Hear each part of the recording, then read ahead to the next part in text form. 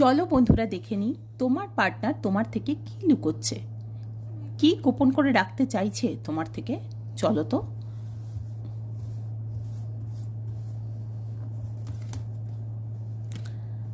দেখো বন্ধুরা, তোমার পার্টনার কিন্তু একটা নতুন স্টার্ট কিছু করতে যাচ্ছে।